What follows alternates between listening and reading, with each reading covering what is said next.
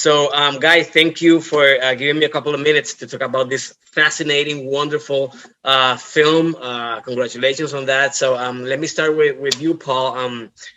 One of the things that I love about this film is the noir treatment, the mystery. It reminded me at times of films like The Godfather and even Seven. So it grabs the audience and puts it right into the investigation. And we even stopped seeing superheroes. So what was your reaction when you first got the script, and how do you think the Batman hardcore fans will receive this version? Well, I thought it was. I was totally surprised. I was totally surprised not only by the iteration of the Riddler and the elements that you're talking about, but also by how good Matt Reeves' script was. I was totally blown away by it. And I think the use of the Riddler is sort of ingenious. I mean, I love the way that the cards, the question mark, I think it's used so purposefully. There's so much intent behind every choice Matt is making in this film. And it's just a real honor to get to bring to life a new interpretation of this character. These fans are so passionate, but we are also so passionate, and so I'm excited to share the film with them, and I hope and think that they will enjoy. Thank you for that. So, Jeffrey, in a chaotic, anarchic, harsh city or world, your character is some kind of an optimist, or represents a glimpse of hope, even over and above the Batman character. So, what was it like to get into the skin of such this good guy character, so unique and different from the rest of the characters? Yeah, I'm not sure if he's an optimist. I just think he's surviving. He's doing what he can for his own survival, but also as he perceives it for the survival of the city of Gotham.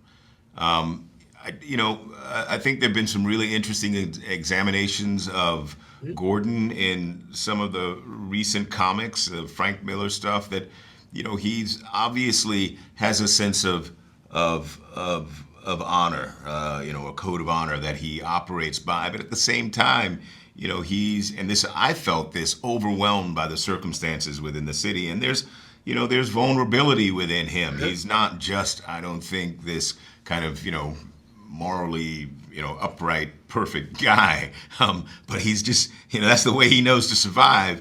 And I think, he's just acting on that, and that relationship with Batman comes out of that kind of isolation that he feels within this world in which the institutions, including the Gotham Police Department, are decaying. And so, all of that, that need to survive on his own terms leads him to this partnership with Batman. So yes, he's a good cop as Batman describes him in our film, but he's overwhelmed as well. Okay, so one last question, Paul. The Riddler is creepy, it's dark, it's very different from the Riddler I grew up from the '70s series, and then Jim Carrey, which were more fun. So he has like this revenge mission. I don't want to use that theme of inspiration, but what were those references, if any, that you used besides the source or the director that give your character a touch of your own?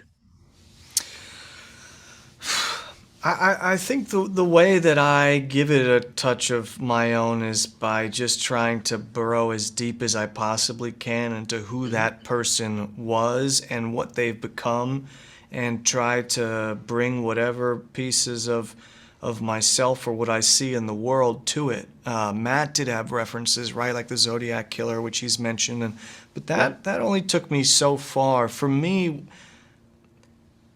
again, the opportunity here was how personal everything was in this film, and I could feel that from Matt, as the director, and for my characters. So that personal, emotional motivation, that's for me the source of it all. Well, my time is up. Thank you very much, Guy. I love the film. So, Jeffrey, hope you come back to Puerto Rico. And Paul, you're more than welcome to come to Puerto Rico. Thank you, and Thanks. have a great day.